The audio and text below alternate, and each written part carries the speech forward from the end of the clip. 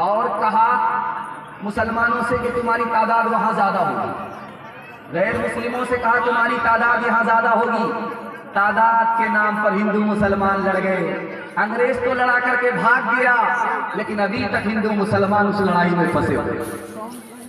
तीसरी लड़ाई अंग्रेज ने कराई 1906 ईस्वी में। 1906 ईस्वी में मुसलमानों की एक पार्टी बनाई, उसका नाम रखा मुस्लिम लीग। गैर मुस्लिमों की एक पार्टी बनाई, उसका नाम रखा हिंदू महासभा। गैर मुस्लिमों से कहा तुम्हारी वो पार्टी है, मुसलमानों से कहा तुम्हारी ये पार्टी है। दोनों पार्टी अंग्रेज ने बनाई, पार्टी के नाम पर इसको उससे लड़ा दिया, उसको इससे लड़ा दिया, लड़ा करके भाग भी गया, लेकिन मुसलमान और हिंदू इस लड़ाई से बाहर नहीं निकल पा रहे। आज उठाइए हाथ, इंशाअल्लाह हम लोग लड़ाई से निकलेंगे, अंग्रेज के झगड़े से निकलेंगे, अपनी नस्ल को भी निकालेंगे। हाथ उठाइए इंशाअल्लाह। तेरा इतिहास है खून में लथड़ा हुआ, तो अभी तक है दुनिया में पिछड़ा हुआ। तूने अपनों को अपना न जाना कभी, तूने इंसान को इंसान न माना कभी। तेरे धर्मों ने ज़ातों की तक़सीम की, तेरी रस्मों ने नफरत की तालीम दी।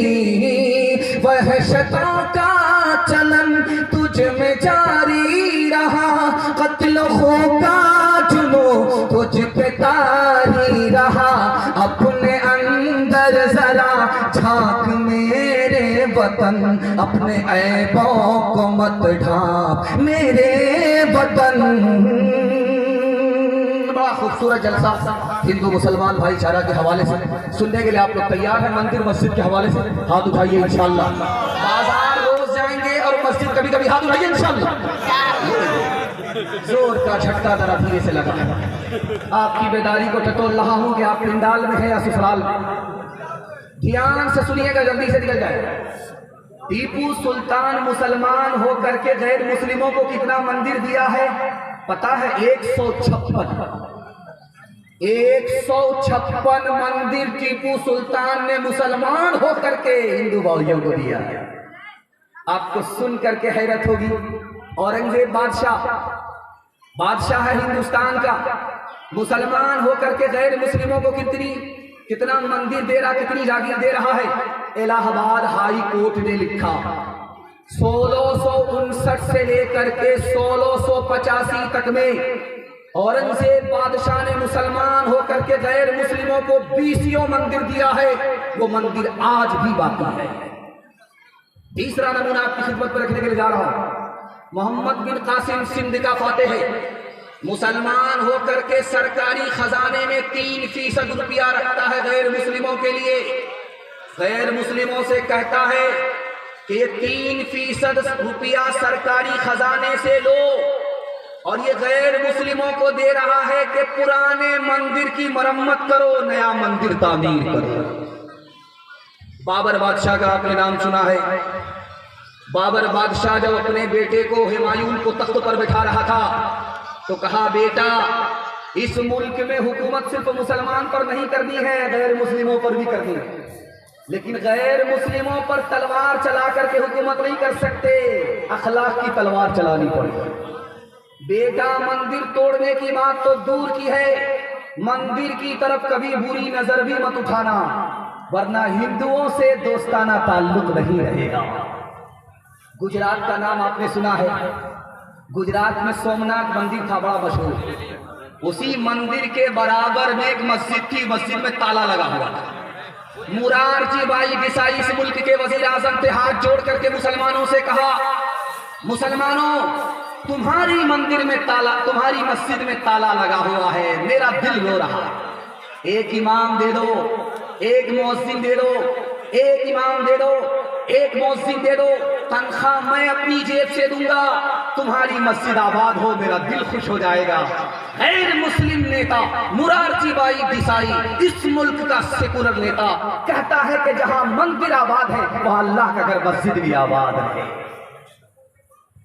अपने किरदार का, अपने किरदार क्या?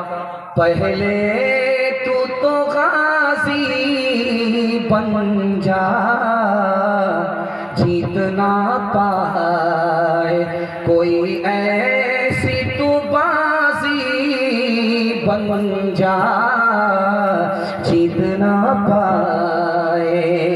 तोड़ने वाले बनाएंगे तेरी खुद मस्जिद,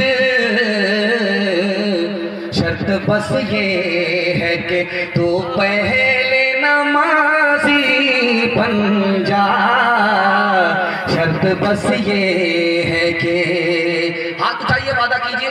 डॉक्टर के फीस नगद होगा, ईमान की तनख्वाह उधार। हाँ, सब समझ में आ रहा है, दिन के उजाले में सब नजर आ रहा है। आपकी मस्जिद आबाद जब होगी जब इमाम होगा और इमाम की तनख्वाह वक्त पर मिलेगी। इंशाअल्लाह अपनी मस्जिद को आबाद करेंगे, सजदे से भी और इमाम से। आखिरी पैगाम हिंदू मुसलमान भाईचारा के हवाले से सुना रहा हूं, आप लोग सुनने के लिए तैयार? हाथ उठा दीजिए इंशाअल्लाह। दिल मिले या ना मिले, हाथ मिलाएंगे, हाथ उठाइए इंशाअल्लाह। कोई फायदा नहीं होगा, पहले दिल मिलाइए, उसके बाद हाथ मिलाना। राम जी, सीता जी, लक्ष्मण जी के हवाले से हिंदुस्तान को दिखा रहा हूं, कितना खूबसूरत हिंदुस्तान था। राम जी को वनवास हो रहा, महल को छोड़ करके जंगल जाना पड़ रहा, आशीर्वाद लेने के लिए माँ के पास आ रहे। माँ बूढ़ी है, कोने में बैठी है, चांद जैसा बेटा महल को छोड़ करके जंगल में जा रहा है, जोगी बनने जा रहा है, माँ मायूस बैठी हुई है। राम जी आने लगे, आंख से आंसू जारी हो गए। सोचा कि अगर माँ ने आंख के आंसू देख लिया तो कलेजा फट जाएगा। जल्दी से कपड़ा निकाला, आंख के आंसू को पोंछना शुरू किया और हंस करके माँ से कहा, माँ आशीर्वाद दो, बाप का वादा पूरा करने के लिए जा रहा। बाप ने वादा किया, उस वादे को बेटा पूरा करने के लिए जा रहा, माँ आशीर्वाद दो। तो माँ का दिल फट गया कि बेटा मैं तो तुम्हारी माँ हूं, आम औरत नहीं हूं। किस मुंह से कहूंगा अपने चांद के टुकड़े को कि जंगल चला जा 14 साल के लिए, माँ की आंख से दूर हो जा। बेटा मैं नहीं कह सकता, दुनिया के लोग अगर तुमसे कहते हैं तो जाओ, लेकिन मैं तुम्हारी माँ हूं, आम औरत नहीं हूं, मैं कैसे कह सकता। माँ का जब कलेजा फट गया तो कहा, बेटा तेरा कसूर नहीं है, कसूर मेरा है। अमीर के घर में मेरी शादी हो गई, कुर्सी का झगड़ा हो गया, इस कुर्सी के झगड़े की वजह से तुमको जंगल में जाना पड़ रहा। बेटा मेरी शादी किसी गरीब घर में हो जाती। देखा कि माँ का कलेजा पकड़ा, माँ के पांव पकड़ा, आंख से आंसू पोंछा। राम जी ने कहा, माँ सब्र करो, थोड़े दिन की मुसीबत है, उसके बाद राहत ही राहत। माँ, जो फूल जंगल में खिलता है उसको कोई देखने वाला नहीं होता सिवाय खुदा के। घर के फूल को घर वाले देखते हैं, उस पर पानी डालते, उसकी हिफाजत करते हैं। अम्मा, जो जंगल में फूल खिलता है उसकी कोई हिफाजत करने वाला नहीं होता, वो खुदा की हिफाजत में खड़ा होता है। अम्मा तू मुझे खुदा के भरोसे भेज दे, अल्लाह जंगल को भी मंगल बना दे। रामायण में लिखा हुआ है कि जब वनवास हो रहा था तो सीता जी भी साथ चली है। तो लोगों ने, बाजार के लोगों ने मुंह पर कपड़ा रखा, तोबा तोबा तोबा तोबा, जिस औरत को आज तक किसी ने नहीं देखा था वो औरत बाजार आ गई। राम जी के साथ सीता जी बाजार से गुजर रही हैं, बाजार के लोगों ने मुंह पर कपड़ा रख लिया। इस औरत को आज तक किसी ने नहीं देखा था, आज सारी दुनिया देख रही है। तौबा तौबा अस्तगफिरुल्लाह। तो राम जी हाथ जोड़ करके खड़े हो गए। मुसीबत का वक्त है, मजबूरी है, परेशानी है, इसलिए पर्दे में रहने वाली औरत पर्दे से बाहर हो गई, बाजार आ गई। अगर मजबूरी नहीं होती मैं साथ में नहीं होता। ये पर्दे में रहने वाली औरत पर्दे ही में होती, मर जाती, कोई चेहरा नहीं देखता। लक्ष्मण जी देवर है और सीता जी भाभी। देवर से पूछा कि तुम्हारी भाभी का चेहरा कैसा है, गोरी है या काली है, कैसी है, नाक लंबी है या चुट्टी है, आंख कैसी है, चेहरा कैसा है। रामायण में लिखा है कि लक्ष्मण जी ने कहा कि वो तो घूंघट डाल करके बाहर निकलते, चेहरा तो नजर आता ही नहीं। 14 साल में जंगल में उनके साथ रहा, चेहरा नजर नहीं आया। मैंने चलते हुए सिर्फ पैर देखा है, पैर के अलावा कुछ नहीं देखा। इस देश में हिंदू ना मुसलमान है बाबा, सच पूछो तो हर आदमी इंसान है बाबा। शंकर भी यहाँ राम भी और कृष्ण ये बोले, हर शख्स का बस एक ही भगवान है बाबा। लक्ष्मण ने कभी सीता का लीलार न देखा, मजहब के परखने की ये पहचान है बाबा। मुसलमान हो जात का हो भारत की तो आंखें मेरी राम है, आंखें मेरी राम है। हृदय मेरा रसूल, हृदय मेरा रसूल। शर्म न हमको आ सकी देख अपने आमाल, कभी तो इतना सोचता काहे हुआ जवाल, काहे हुआ जवाल। पैगाम खत्म हो गया। अब खुदा की मेहरबानी के हवाले से आपको सुनाने के लिए जा रहा हूं, सुनेंगे? हाथ उठाइए इंशाअल्लाह। जो खुदा से नहीं मिला ससुर से लेंगे, हाथ उठाइए इंशाअल्लाह। ध्यान से सुनिएगा, जल्दी से निकल जाएगा। मुसलमान जब खाना खाता है तो क्या कहता है? बिस्मिल्लाह। खाना खत्म हुआ कहता है अल्हम्दुलिल्लाह। पानी पीता है कहता है बिस्मिल्लाह। पानी खत्म हुआ कहता है अल्हम्दुलिल्लाह। इसका फलसफा जानते हैं? प्यास पहले लगी, प्यास बाद में लगी, पानी का इंतजाम पहले हो गया। भूख बाद में लगी, खाने का इंतजाम पहले हुआ। और ये उस मालिक के सदके में हुआ, इसलिए उस मालिक का कार्य उसी का नाम है। जब खाना खत्म हो गया तो अब प्यास भी बुझ गई, भूख भी मिट गई। एक बीमार है, उसको जूल बकर का बीमार कहा जाता है। वो कितनों ही खा ले उसकी भूख नहीं मिटती, वो कितनों ही पानी पी ले, समंदर पी ले, उसकी प्यास नहीं बुझती है। पीते पीते खाते खाते मर जाता है, उसको जूल बकर कहा जाता है। लेकिन हमने 2 घोट पानी पी लिया, प्यास बुझ गई। हमने 2 मुट्ठी खाना खाया, भूख मिट गई। मिटाने वाली जात अल्लाह की है, सब कमाल उसका है, अल्हम्दुलिल्लाह। देखिए, इंसान और जानवर का फर्क है। जानवर जब घास खाता है खाता रहता है, खाता ही रहता है, और जब घास भी खत्म हो गया फिर भी पाठा करता ही है। ये थे कि जहन्नम का दिन। जानवर जब खाएगा तो खाता रहेगा, घास को देखता रहेगा, खाता रहेगा।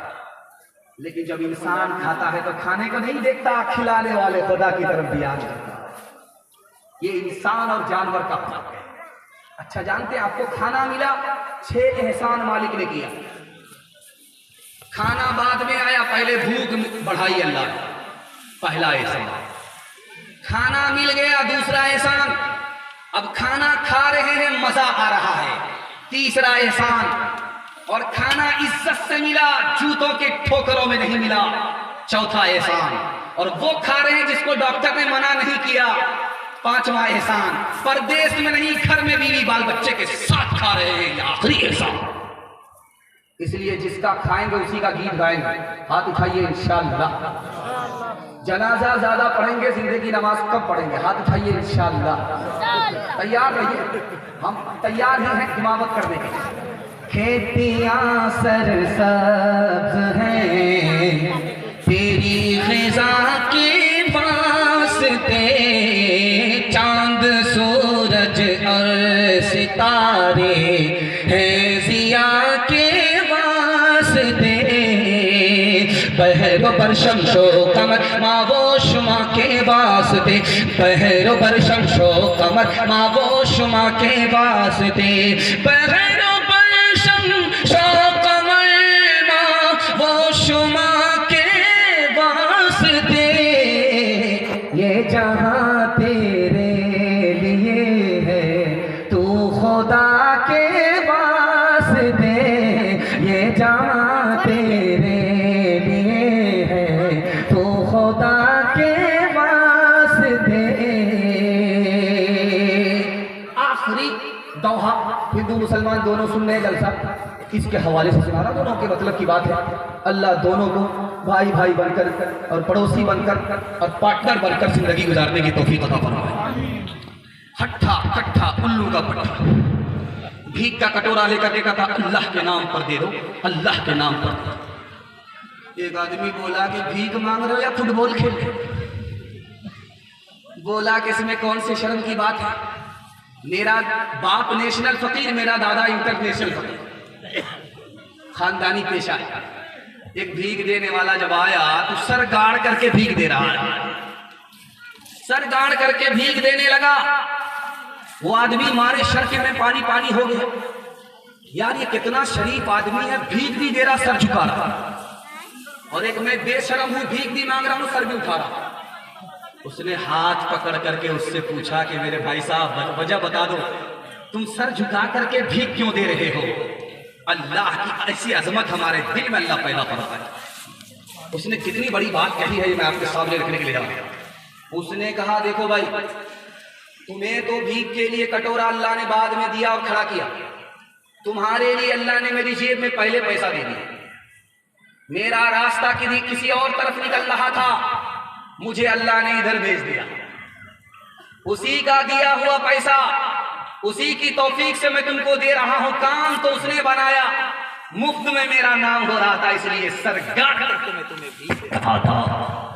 किससे सीखे खान जी ऐसी अनोखी दान, किससे सीखे खान जी ऐसी अनोखी दान। दाम गिरा से देवत हो नीचे राखो ने, नीचे राखो ने। देने वाला देवत, देवत है दिन है। लोग भरम मुझ पर करे, लोग भरम मुझ पर करे। यहाँ से नीचे न, यहाँ से नीचे न। बचाएंगे ज्यादा, खाएंगे ज्यादा, दूसरे का खाएंगे ज्यादा, अपना बचाएंगे ज्यादा। हाथ उठा दीजिए इंशाअल्लाह। फिर भी हाथ उठा दीजिए। आप लोगों को फांसी पर चढ़ाना, जहर खिला करके मारना, और इतना आहिस्ता इत्मीनान से बोल रहे हैं, फिर भी आप लोग गलती कर रहे हैं। कन्या के भी मामू, दूल्हा के भी, आप दोनों तरफ अल्लाह जज़ाए खैर दे। ध्यान से सुनिएगा मुसलमानों ने अपने रसूल की कितनी बड़ी नाकदरी की है, उसी की सजा है कि अल्लाह कदम कदम पर जिल्लत का मुंह दिखाए। लखनऊ में उत्तर प्रदेश की राजधानी है, मुसलमान बैठे कि मुसलमान को तरक्की क्यों नहीं हो रही है। उन जालिम मुसलमानों ने क्या फैसला किया जानते हैं? आपके पैर के नीचे से जमीन निकल गई। उन मुसलमानों ने कहा कि मुसलमान को तरक्की इसलिए नहीं है कि इस्लाम को पकड़े हुआ है। नऊजुबिल्लाह, इस्लाम को जब तक मुसलमान छोड़ेगा नहीं, मुसलमान को तरक्की नहीं होगी। इस घर को आग लग गई, घर के चला। थाना भवन उत्तर प्रदेश में है। एक अंग्रेज आया कि मैं इस्लाम कबूल करना चाहता हूं, बगल में मुसलमान खड़ा था। वो बोला कि इस्लाम कबूल करना चाहते हो? पहले से 10 बदमाश मौजूद है, तुम 11वें में अपना नंबर लिखाना चाह रहे हो। इस घर को आग लग गई, घर के चला। रामपुर में जलसा हो रहा था, उत्तर प्रदेश में है, मुरादाबाद के पास रामपुर है, उत्तर प्रदेश में है। जलसा हो रहा था, एक मुकर्रिर ने कहा इस्लाम बेवा औरत की तरह हो गया, कोई पूछने वाला नहीं है। तो हजरत थानवी खड़े हुए कि इस्लाम बेवा औरत की तरह नहीं है, हमने इस्लाम को छोड़ दिया, हम बेवा औरत। कलकत्ता में सैयद अहमद शहीद रहमतुल्लाह अलैह आए। एक मुसलमान बीच मजमा से खड़ा हो गया, दाढ़ी के बारे में कुछ मत बोलिएगा, सब तकरीर कीजिए, दाढ़ी के बारे में बोलिए। हजरत ने कहा भाई दाढ़ी से तुमको इतनी नफरत क्यों है? कहा नफरत की बात नहीं है, दाढ़ी सुन्नत है ही नहीं। कहा कि वो कैसे? कहा मेरे पास मजबूत दलील है, बच्चा जब पैदा हुआ था तो दाढ़ी नहीं थी। हजरत ने कहा तो एक नंबर का जाहिल है, तो जाहिल का बाप मालूम है। तो हजरत ने कहा कि जब बच्चा पैदा हुआ था तो दाढ़ी नहीं थी, तो बच्चा पैदा हुआ था मुंह में दांत भी तो नहीं था, तोड़ करके पपला बन जाओ। डॉक्टर अंबेडकर साहब, कल का दिन उनके नाम पर उनके नाम से गुजरा। उनको इस्लाम पेश किया मौलाना अली मियां नदवी रहमतुल्लाह। उन्होंने कहा कि हजरत मैं इस्लाम को पसंद करता हूँ, इस्लाम की इज्जत करता हूँ, लेकिन इस्लाम कबूल नहीं करेगा। कहा कि ऐसी क्या बात है? कहा कि हिंदुस्तान का 80% मुसलमान मुझको मुसलमान नजर आता ही नहीं है, इसलिए इस्लाम कबूल नहीं करेगा। मुसलमानों संभल जाओ, मुसीबत आने वाली है, तेरी बर्बादियों के मशवरे हैं आसमानों में। मुसलमानों संभल जाओ, मुसीबत आने वाली है, तेरी बर्बादियों के मशवरे हैं आसमानों में। न समझोगे तो मिट जाओगे हिंदुस्तां वालों, तुम्हारी दास्तां तक भी न होगी दास्तानों में, तुम्हारी दास्तां तक भी न होगी दास्तानों में।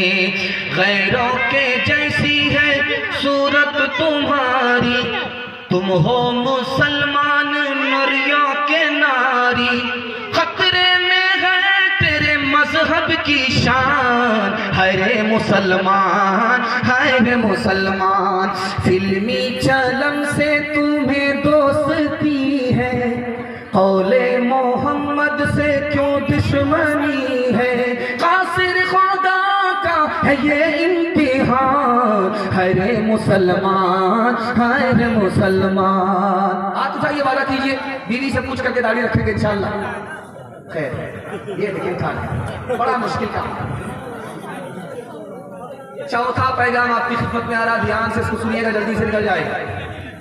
हमारे जवान खड़े हैं, मैं दिल से दुआ करता हूं अल्लाह हमारे जवानों को दीन दुनी रात चौगुनी तरक्की से माला माल फरमाए। हमारे जवान खड़े हैं, हमारे जवान तीन चीजों में पीछे हैं, तीन चीजों में आगे। जिसमें पीछे होना चाहिए उसमें आगे, और जिसमें आगे होना चाहिए उसमें पीछे। आपका कलेजा मुंह को आ जाए, खून के आंसू आप हुए। मुसलमान तीन चीजों में पीछे, तिजारत में पीछे।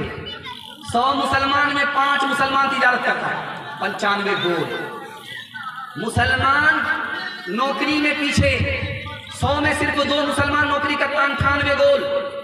IAS की नौकरी 2%, RBS की नौकरी 2%, रेलवे की नौकरी 2%। 100 में 2 मुसलमान नौकरी करता है, 98 गोल।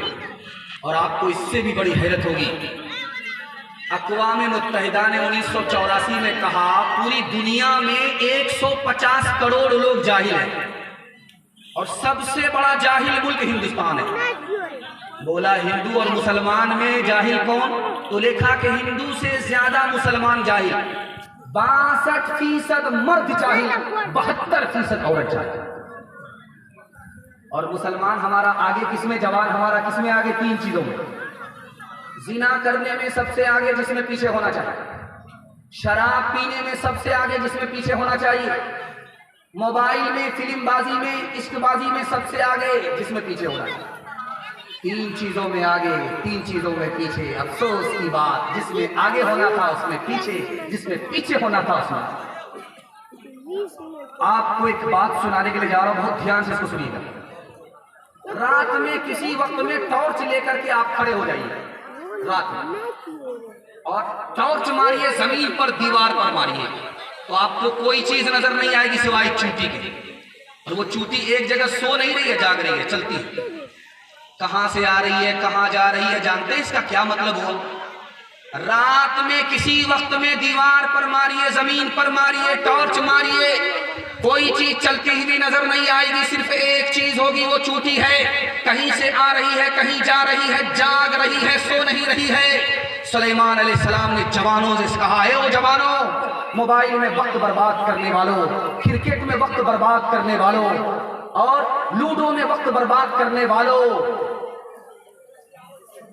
मेहनत मजदूरी से जी चुराने वालों, कहा कि चूंटी से सबक लो। चूंटी को पता है कि सर्दी में निकलना मुश्किल है, उसके लिए अभी कमा रही है। चूंटी को पता है कि जब बारिश का जमाना आएगा तो बारिश में निकलना मुश्किल है, उसके लिए अभी से कमा रही है। अगर ईमान को बचाना चाहते हो जवानों, अपने खानदान को बचाना चाहते हो तो चूटी से सबक लो, रात दिन मेहनत करके हलाल कमाओ, ये अल्लाह ईमान को भी बचाएगा, खानदान को भी बचाएगा। छोड़ते काम नहीं, छोड़ते काम नहीं, छोड़ते काम नहीं, छोड़ते काम अधूरा नहीं, हिम्मत वाले काम पूरा नहीं करते कभी राहत वाले। जीत बाजी ले जाते हैं जो लोग हैं मेहनत वाले, बाजी ले जाते हैं जो लोग हैं मेहनत वाले। हार जाते हैं सदा सुस्तियों गफलत वाले।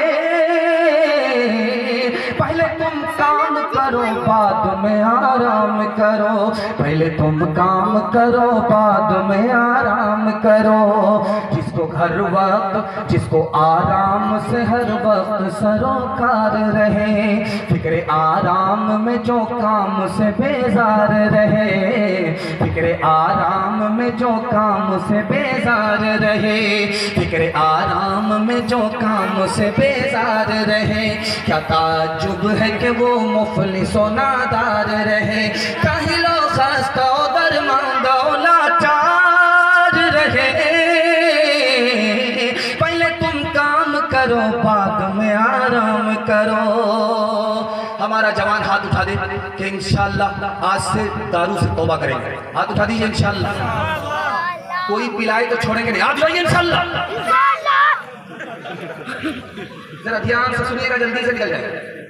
ये आप देख रहे हैं सामने मकई की खेती है।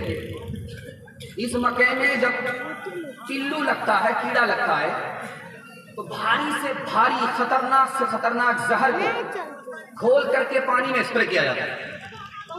स्प्रे करने के बाद वो कीड़ा खत्म हो जाता है।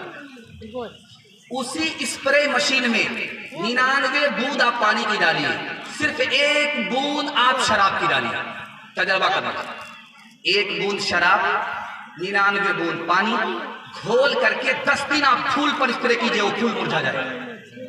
आपकी आंख से पट्टी हटा रहा है कि जो गिलास की गिलास शराब अंदर जाएगी, अंदर के फूल का क्या हाल होगा। मैं हाथ जोड़ करके कहता हूं आप दारू से बच जाइए, अल्लाह आपको मुकद्दर का सिकंदर बनाएगा। गिलासों में जो डूबे थे न उभरे जिंदगानी में, हजारों बह गए इन बोतलों के बंद पानी में।